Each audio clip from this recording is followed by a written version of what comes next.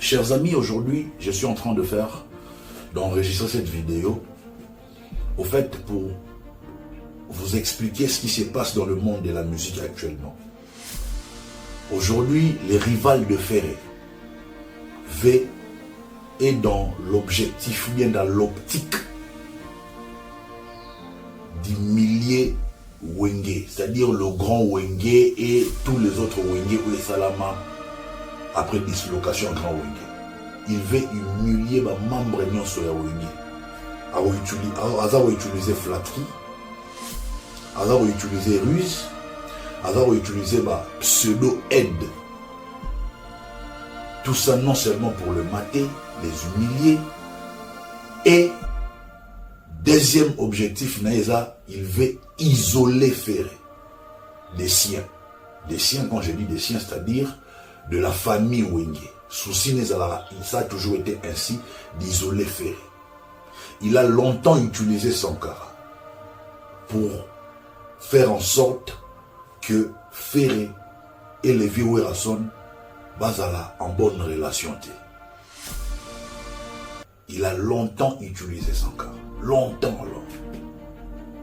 Lorsqu'il Sankara insultait encore Ferré avec énergie, c'était parce qu'il était payé là-bas pour faire ses sales boulots. C'est vrai. Parce qu'on a parlé de ça avec le docteur Pichumuzon que j'ai salué. Longtemps parlé de ça. Je me rappelle que le jour où on a appelé ça le docteur Pichumuzon, raison jour à l'Obana, on a Sankara, ça l'a autre chose. Parce que Werason avait tapé du poing sur la table pour nous. Si tu le fais pour me défendre, je suis d'accord. Mais si tu le fais pour ton intérêt, parce que je ne veux plus t'entendre dire des bêtises ou bien parler en mal de Ferré. On peut tout dire. Ferré a été longtemps un pilier majeur dans la construction de la musique à maison mère. Yango Boumonara, Mahamboane Sila, Sankara Doza. Tout ça parce que na docteur Pichumuzum Toulouka, Kimia Boumonara entre maison mère, na groupe Ferré Gola, Ezalara, Baba pionnier à Kimia, Ezalara Ngambu na Biso.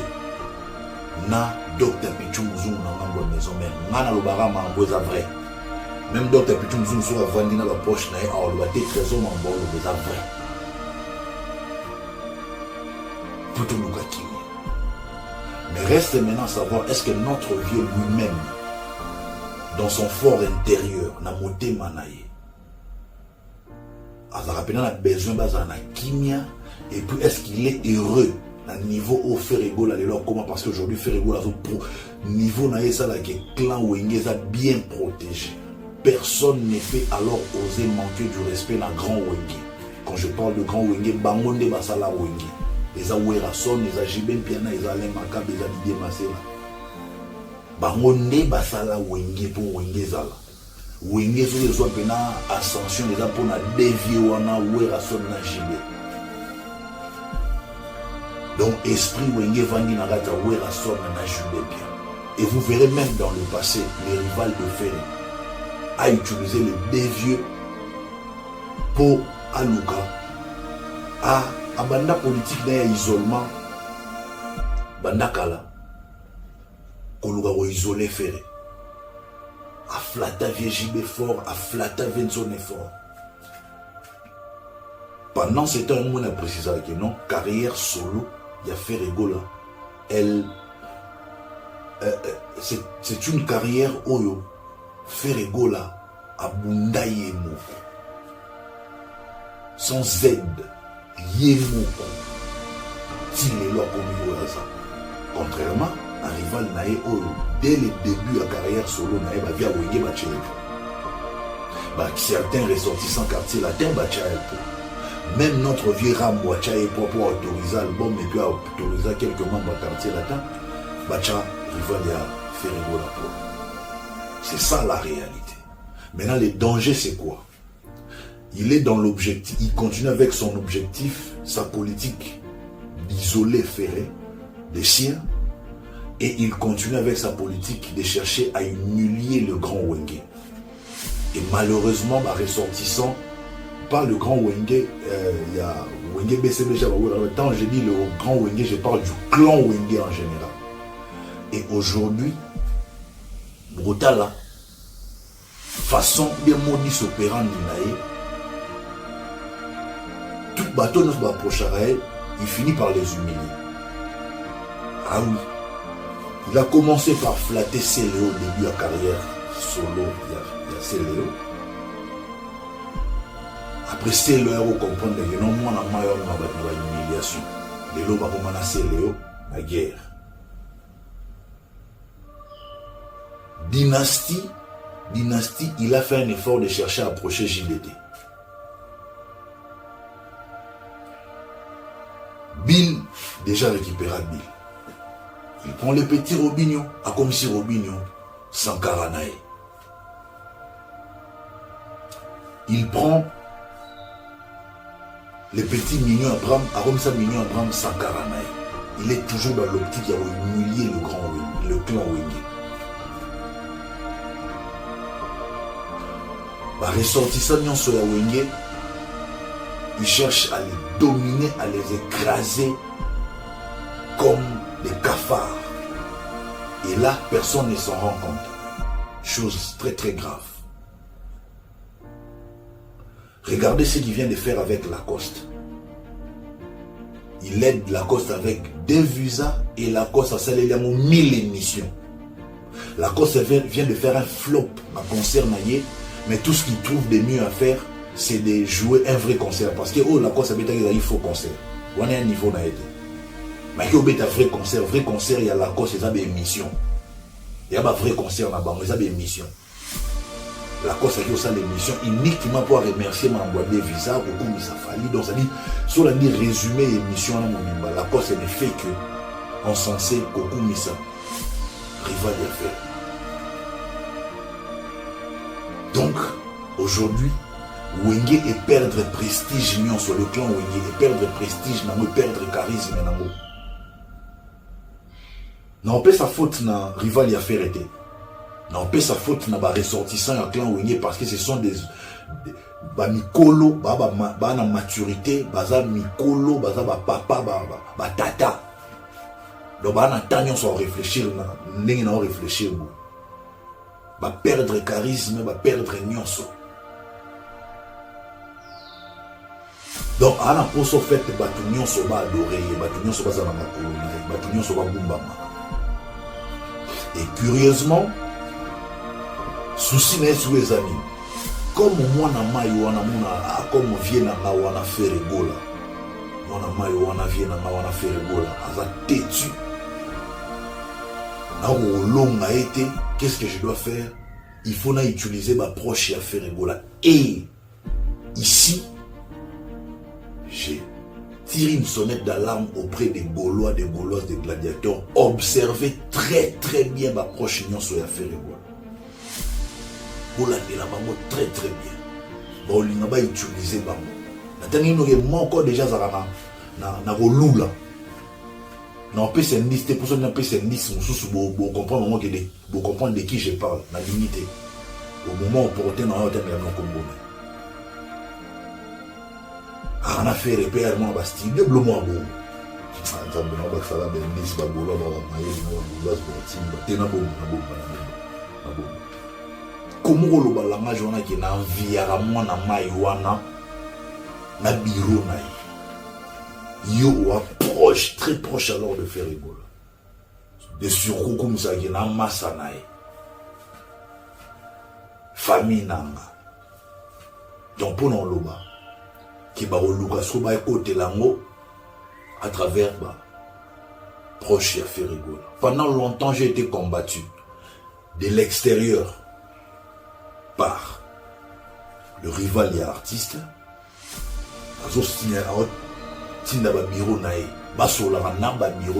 Pour m'affaiblir de l'intérieur. Oh non, au monde raté, il y a des MC, donc pour nous que aujourd'hui, ce monsieur est prêt à tout pour chercher à détruire Ferré. Et qu'est-ce qu'il fait? Il utilise la propre famille de faire. Parce que moi, le clan Wenge n'a pas le roi famille. Et on a tel niveau, bah, comme il humilié Wenge. Et chose grave, bah, vieux au basala esprit Wenge, bah, vieux au babunda pour Wenge za lelo. Jibé pianana ouera son était sur mon arango, sur mon arango, t'es sur ma vie, bah, comprendre, tu vas comprendre. Vieux et logo bosala, binom bobunda pour Wenge za la boy, binom bobimisi.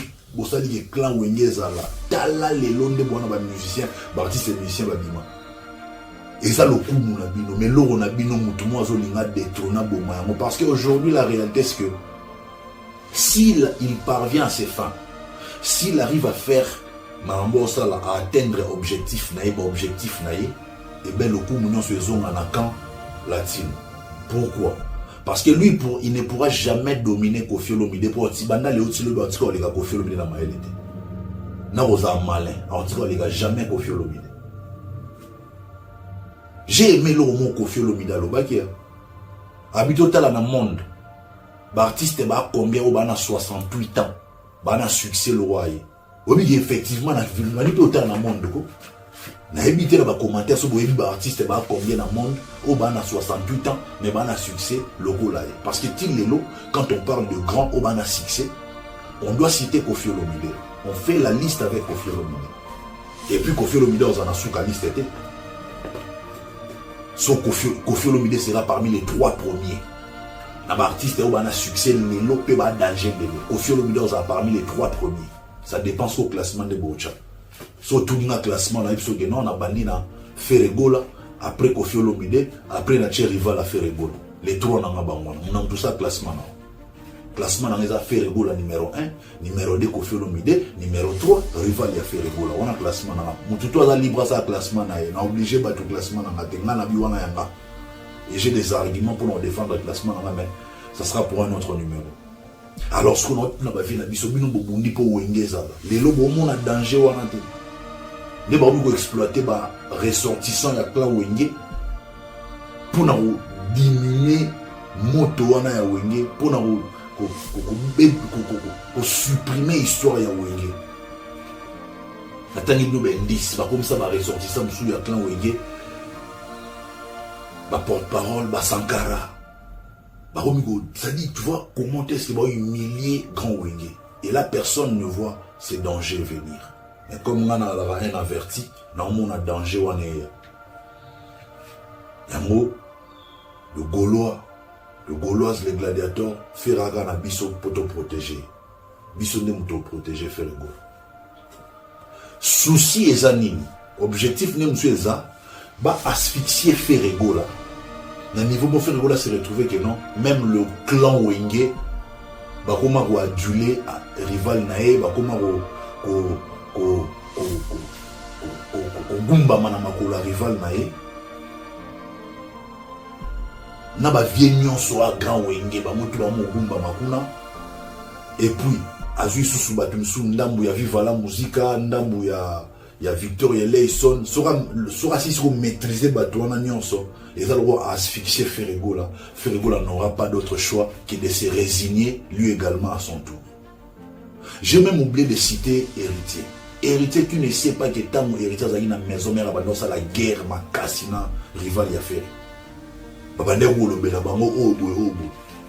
Mais Lélo, la façon dont Héritier s'est résigné à son tour, donc, on a pour bête, so ba pas Ferregola, ba commission ma casse de missima. Ma peka. Analyse pour ça la mot faux amael. Pour comprendre mon père, faux amael. Chers amis, prenez au sérieux Mambo Nalobi. Aujourd'hui, le clan Wenge est en danger. Le clan Wenge est humilié.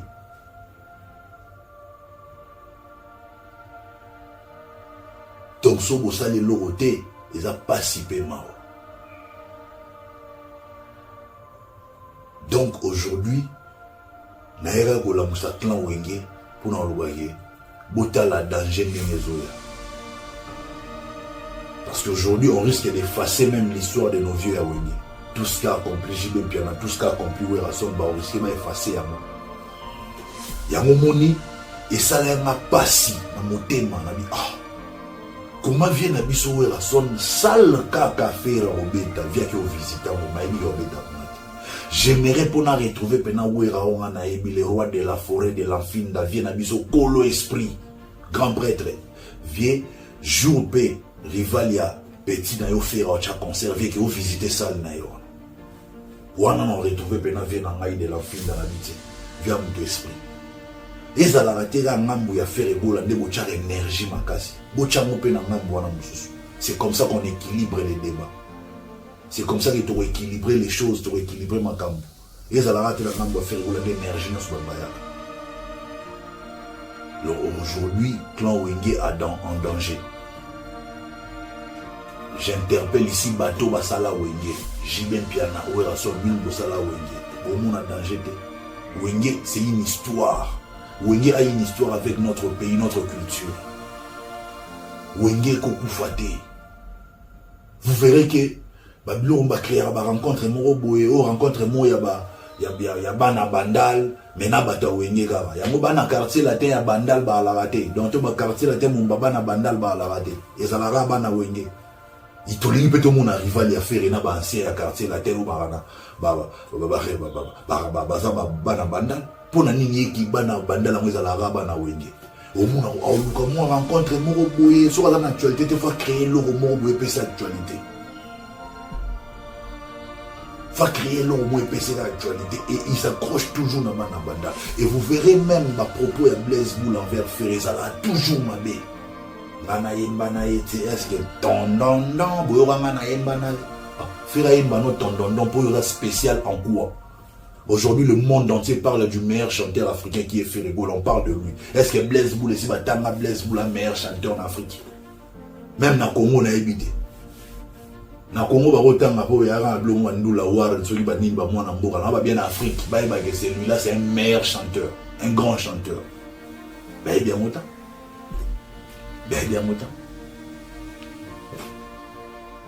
Mais au moins, on va proposer un soirée, on va faire et pourtant, jour, il y a concert, il y a Pentagone, on va la même micro na faire. Donc, on a belé, on a compris qu'il y a Wenge, va utiliser un mot rival, il y a fait, il y a comment utiliser Wenge, ça doit instrument pour mon dire ça. Faire. Yango pour moni nazara vigilant na mambo affaire na pena vigilant penantika la garoza vigilant. Merci, je prends Mbote na biso nyonso bomesana kolanda biso na kati ya émission oyo ezolwama. Merci na bino partout au bozali donc totonbeli bino bienvenue dans notre concept d'aujourd'hui ezolobama. Un grand merci à Jésus-Christ notre sauveur. Un grand merci na Zone Congo Média. Un grand merci na Binoba Internaute au Bomesana Kotala Biso, Bomesana Kopesa Biso confiance na kati ya émission Oyo Ezolobama. Ezolobama nini lelo, Ezolobama Trésor Congo, le politologue proche ya Ferré Goula Oyo alekaki lelo na ko sala émission na ndenge amesana ko sala que nous saluons de loin les politologues Trésor Congolo to landaka yo souvent donc to pesio ba big up na yo par rapport ya ndenge o sala la musala na yo soit ndenge o pesaka pe analyse na yo un mot enimisaka toi le bikaka ke au matériel miniature déjà donc ici déjà les gens bazo ko capter donc c'est que c'est bon déjà. Alors, dans ces concepts, dans cette analyse et émission, les lots, on a un peu tout analysé, un peu, dire, ou tout le monde qui est un peu, qui, d'une manière générale, le monde a belé na kati, entre autres, la kati, il y a rivalité, vous allez opposer Ferré Goula, na Fally Ipupa, bien qu'il n'a pas cité le nom de Fally Ipupa, mais on sait tous qu'il parlait de Fally Ipupa. C'est l'homme à plusieurs exemples, où il y a Pessi. Il y aura son émission, il y aura analyse na Oyo Asalaki. Alors, Trésor Congo lui ba point un peu belé, lui m'a belé entre autres Azama Moussou pas le belé na Katswana, Ezali Azana raison à lobby ango, Aza quand même na raison, m'a belé à lobby wana Mais à certains points aussi, là maintenant, et c'était biso na kati ya émission oyo ezolobama, to mekampe ko débattre yango, to mekampe ko solola yango, to ba est-ce que azana raison tout ou bien azana raison te donc biso pe selon biso pe ndenge mo lobi ki za mobile lobi yango ya selon ye entre autres classement na ya sali et selon ye biso pe to mekampe ko analyser dans kati ya émission on est toujours que ezolwama ezali biso na bino sala émission ensemble biso toujours présenter awa et bino poza kuna na ba commentaire kopesa ba point de vue na bino ndenge ezali. Alors on a invité aux ali mutu ya liboso osa oye na kati ya chaîne oyo s'abonner na chaîne qui la biso ba j'aime qui la biso ba like banana ko aimer mission nous otala boye o tsheli biso na biso ba commentaire par rapport ya vision ya émission ndenge omoni ndenge olandi analyse oyo to saleli émission lelo et concernant mutu to saleli analyse. Alors pour ne pas être long to banana ba point ça na quelques points où te retenir au trésor congolais ba été ouira donc est-ce que azara prêt pour azala en bon terme maintenant petit na fait rigola donc c'est comme si trésor congolais il azana pour ça que ouira nda ça la démarche soit ouira son yene mutaro ko décider parce que ba azala bien à faire rigola tout bazala mauvais na faire rigola.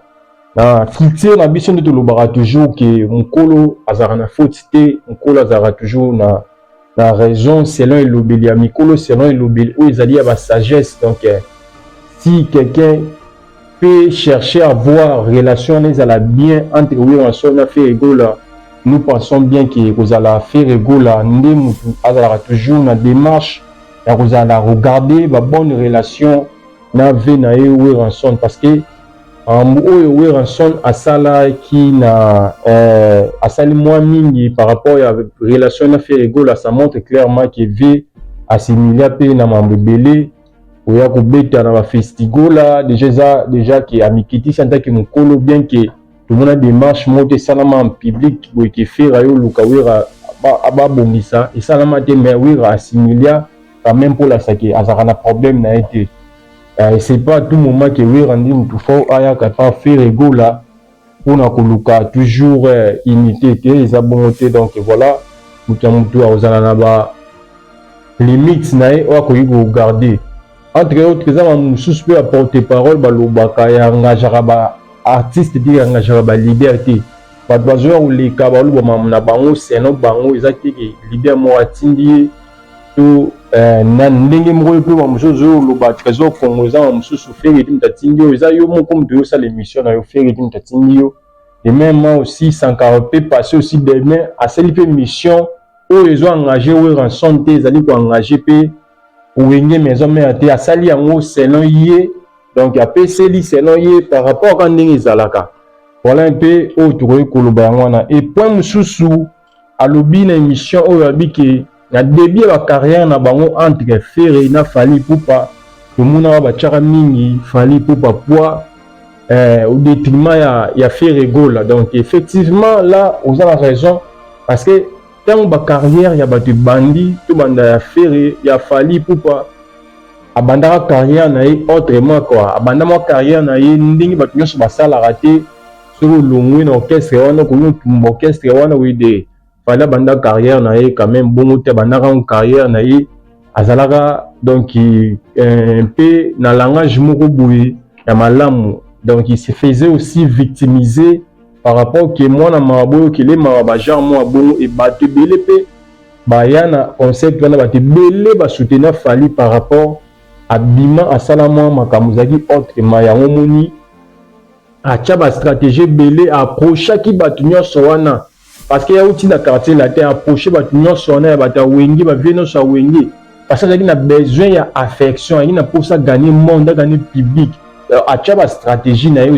qui positif pour na ye lelo ibote la produit ibote la mbele bah te belé oh lelo bah wanda ko bah te belé donc la majorité bah soutenir Fally au début de carrière na ye ils ont ba fanatique bah mélomane bah tout nyonso bah te belé la majorité bah soutenir par rapport et le connu qui présenté na début ya carrière na ye Jérôme Mala na Hollande et Contrairement aussi na Ferrego là, tu dis que carrière début na carrière bandara déjà ma vie bandara imam donc relation arabe na bien été entre autres na maison mère même na quartier la te place sur longue parce qu'à Qatar contrat à Kenya la ndenge à force donc ils arabes bien été comment tu vas beaucoup tu vas fondre dans la tribunal pour faire porter plainte donc voilà un peu wana sujet où ezalaki ils ont avantagé ezalaki muto utiliser qui vision donc il fallait utiliser qui vision na bien la débit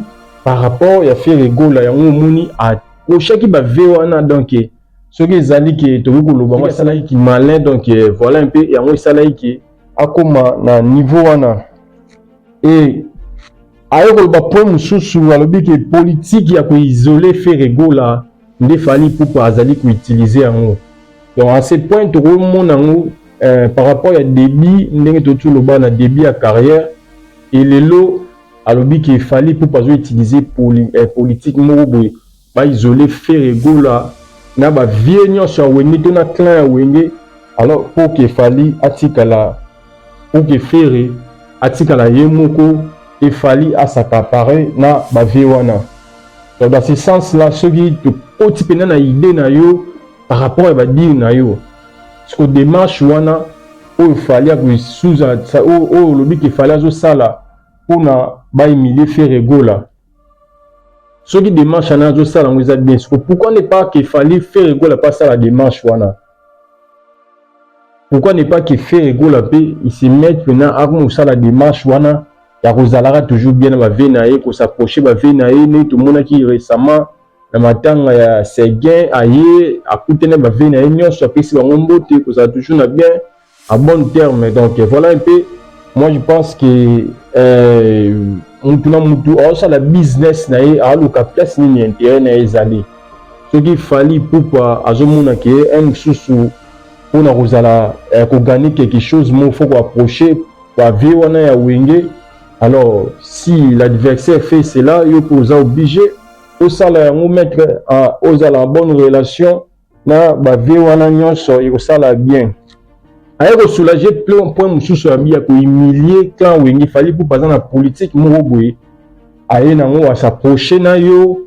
assisser yo a fibi yo parfait zola grand prêtre après aye ko yebisa yo na suka abwa kiso commission chiffonné atangi par exemple ya ba Robino Mundibo atangi exemple ya ba Seleo atangi exemple ya moi batu oyo bazalaki ba proche wenge ke oyo ya utilisaki akomisaki bango neti ba sankara moko boye yaye mais bazali bana wenge et na suka abwa kisa bango donc moi dans ce sens là na ezolo ba tukulu bango moi humilier c'est trop dire quoi pour humilier fallait dans la politique mais pas le cas humilier mutu je pense que c'est trop dire donc peut-être que bazana à ça la politique moko boye oyo ezali peut-être à ça le ndenge qui malin mais pour ils en habitent que pour na koluka ko humilier mutu donc pour humilier mutu a une relation pas na yo après humilier yo donc je ne pense pas que ça azana relation na yo après un moment donc si ça ne marche pas on se quitte donc voilà un peu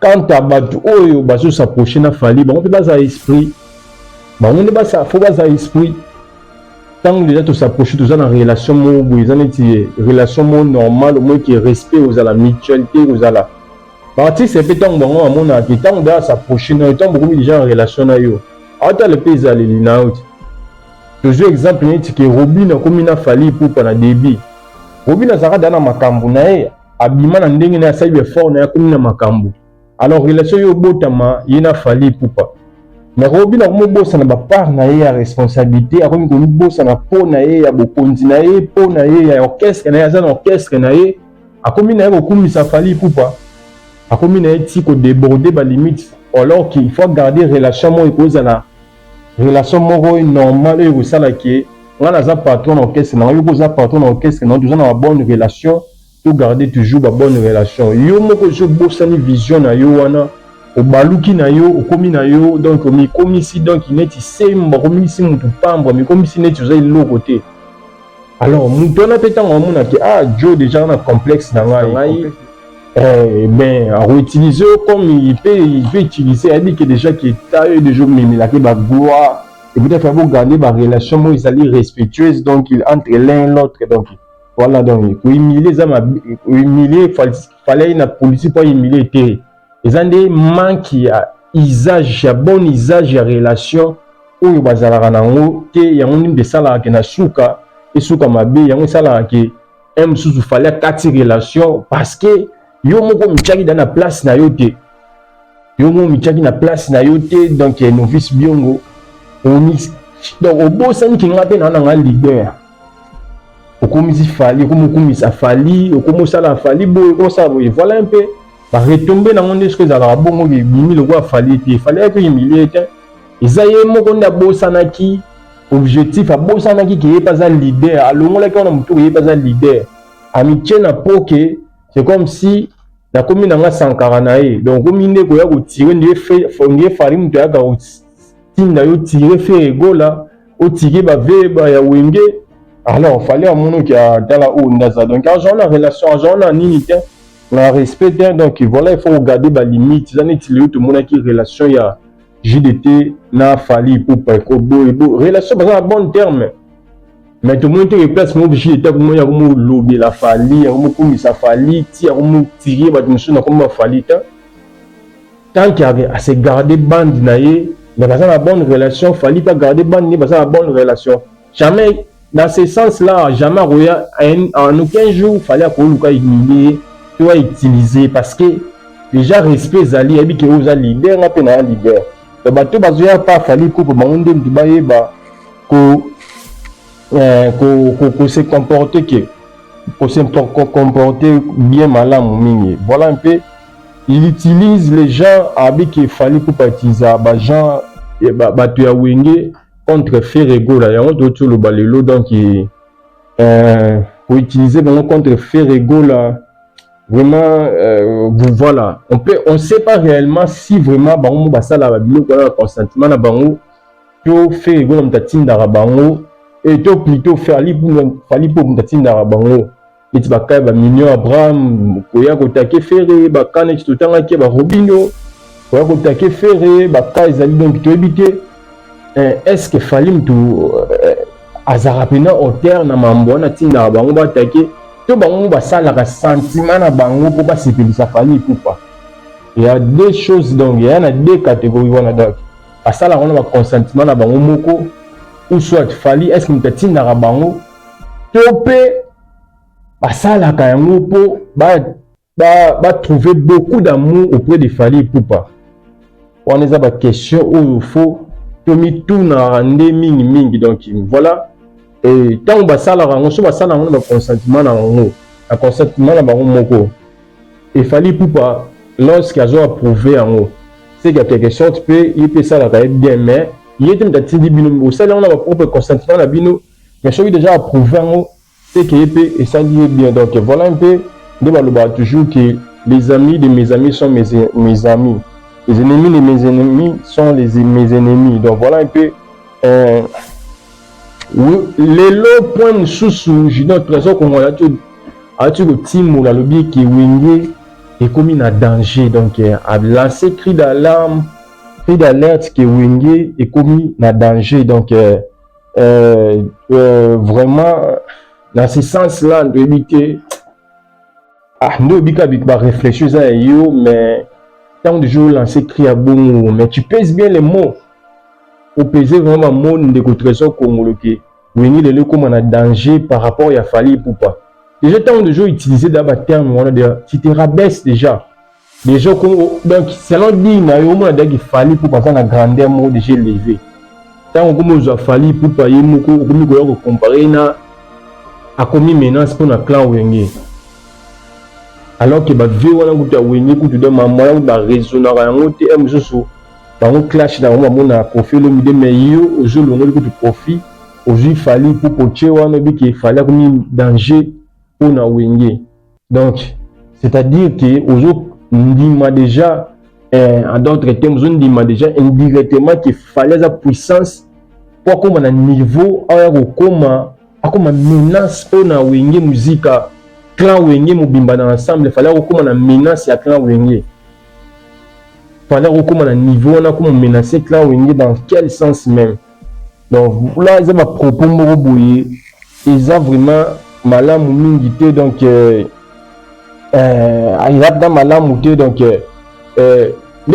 toujours que musique à Congo la musique mobo déjà dès le départ fait grand calé luambo donc il fait taboulé déjà musique tant et bandara déjà et bandara non déjà tant et betama non conflit za gato ka conflit les accords za la nango ke boyi ona obayo kanate ona obayo kanate eza na ndinga musique na biso za ndenge pe ya biso congolais ndenge ya biso noir donc les noirs ne sont pas unis donc noir à salamate ke bazana unité bango nyonso noir aza mutu moko il faut division ezalaka division premier aîné donc bilo moi bongo donc lelo soki oyo azo s'attacher na oyo ezataka fali mutu asala yango te oui dans ce sens lobi ke eza oza raison ki asatacha na oyo ça se voit clairement lelo tomoni fali atokende epa Blaise Bula kuna so landeli ndenge fali akende na epa Blaise Bula na parce que tele paramètre nyonso yebi ke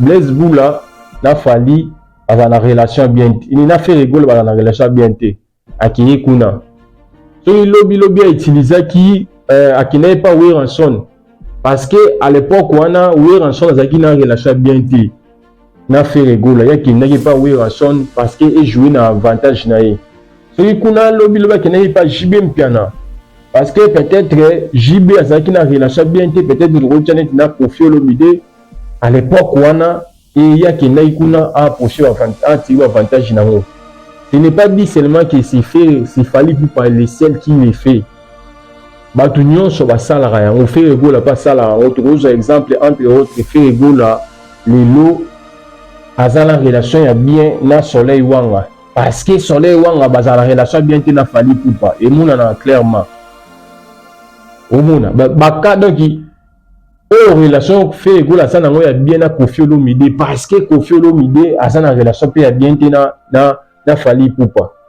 omona ezaka raté que Fally muto osalela ngo même fait égole pas osalela ngo oyo tangi yango te donc fait égole aussi utilise ça et banda bongo kala na musique na biso ya mboka na biso so moni ona ke kangana o wana seki o wana bazana o mo bayokana te nde bayokana te wana ina etindi kile lelo basala bongo lelo faire ko gabona bazana relation bien na Jordan Kousa parce que ayokana te peut-être na Fally Ipupa o mona les musique la biso qui ndaye qui ne bongo donc et qui ndara toujours na ba camp par camp donc ce qui fait go la zo ya pa nani aya pa mobwe aya pa mutana parce que aibi ki otaba paramètre non mutu est-ce que cela na fait est-ce que pas na Fally bien te ala Fally bien te mon ayi pa mutana je mon jeune de tambola lelo entre autres to mon exemple ya mamu ya ba kol ne cho René awa mamu ya ba kol cho René parce que tout le monde a besoin de remarquer que koto ndé coué les caractères koto na coué les caractères lelo coué salibwe donc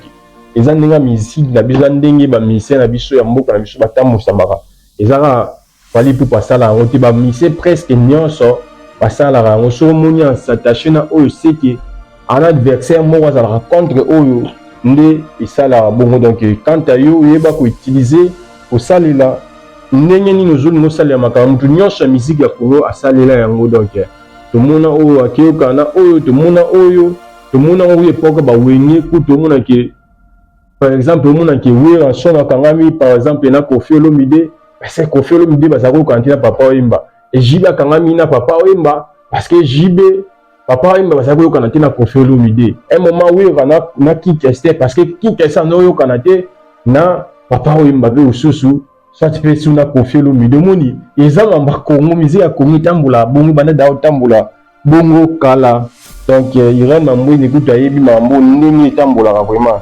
Et à l'objet, Fally Ipupa il crée des actualités. Même si tu as cet exemple qui a tout le Blaise Bula, on va créer des actualités. Morona bana wenge et y a tellement de bandal na kati donc dans ce sens-là donc nous on peut dire toujours que si Fally arrive à créer des actualités, vous avez un avantage.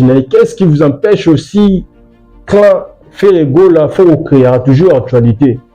Parce qu'actualité, vous devez maintenir artiste. Le Togo a dit exemple un tia c'est le avec la musique qui était à concert mon avec Rabo et c'est rien. Il y a actualité na atingi la personne pour créer actualité ni face à l'année d'émission. Dans la émission déjà une émission à clasher. À rencontre dans ma miniature c'est le lobby boy donc c'est ça dans trouver déjà manière na kit na place à revendre.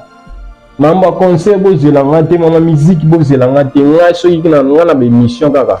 Tant je viens de l'émission, tout ça la dire que zongi.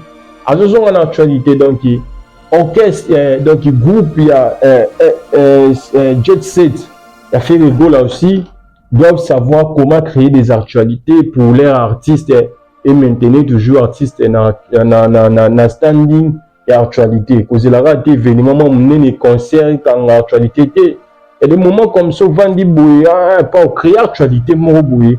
Pour créer actualité et saluer actualité, créer actualité, créer actualité donc il faut créer. On peut on fallait pour papier, on peut vendre chaque jour on créer actualité. Il y a une actualité, il y a voiture, Lamborghini, il y a une actualité à Kovo. Azo ça ben fort à créer actualité bas à toujours na top. L'homme de mon visite qui visiter na revisiter Blaise là, ce sont des actualités que j'ai créées. Alors créer on a bit monté que aïe peut-être pour donc aïe na sima on a dit que entre na kuta na mutu oyo na kuta na l'un des grands wenge et j'ai créé actualité par le belango donc faire des goals là-dessus doit se mettre à jour quoi par rapport à l'actualité que le cas toujours pour créer actualité aux ala toujours na top et là l'équipe publicité na mon kilo exaté Coca-Cola, Coca-Cola, bagada baguna et tilelo, azara goût préféré na bingata bo matinelo sur guna ngeza Coca-Cola. Alonga mitema ba de belé dans le monde, mais chaque jour Coca-Cola tchara des millions et des millions on a reçu la publicité naé. On a afin que produit naé ça toujours en actualité. Donc vous devez adopter aussi position en actualité.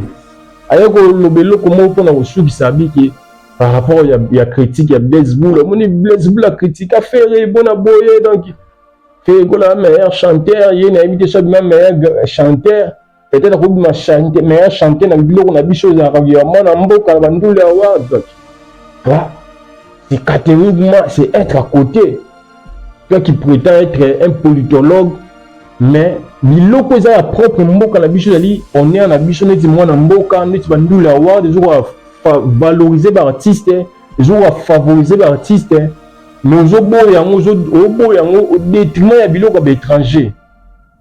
Ça c'est être complexé, donc ça c'est être vraiment habité aux politologues, mais qui préfèrent les étrangers ou d'un étranger, les a valorisés au à moins que à meilleur chanter dans ma bilo na bango ba pas na mboka bandule award. Ah ndeko comment vous en langage joana. Consommons congolais, c'est déjà mon amboka ba pandémie ou déjà ba pesi mutu mon amboka. Acceptons, est-ce que mon amboka roza na complexe il y a elo mo boye, ce qui a ba biloko ba to zozo ils ba milo à micro wana. Hein? Eux nous sommes à l'étranger ça hors té. Comment c'est possible tant ils allaient ba nous ba kezo étranger pour na ba zibilo ko étranger au benyango ba sombiango. On a mon amboka na ba nule awa nan to ka ba langage na te ki ba sombelo ko ezara bina méritocratie. Comme d'azur en moi azui mais contrairement biloko du étranger wana ou à l'étranger wana ça biloko mingi ya osomba ya mafia donc valoriser la biloko où ezali ya biso donc tout beau ya ba polémique où ezali comme na biso et sikate donc voilà et puis bozaki belé bolanda biso na émission passée to komi na moment na biso ya dédicace honorable François Mboko Kassa Carlos Ayelo nono loakaye. Un grand merci à Tandu Sébastien, encore et toujours, Jérôme la Tobo Sanité, Jingue Bob champion, Patricia Edouard, encore et toujours, Irène Mamouine, Nitrit de Brassa, Junior, on a fait l'an, on a fait l'an, merci Nayo, Sylva Diangenda, ainsi que Douglas, Eric et Bride Mabiala. Et Yannick Mabize, bazaki belé bandai biso na émission ezolobama. Merci na yo pour cette opportunité ya ko loba ya kolanda biso na émission oyo. Merci encore na ndeko oyo susu Trésor Congolais pour na analyse na ye et tokutani na mbala sima na émission oyo ezolwamba.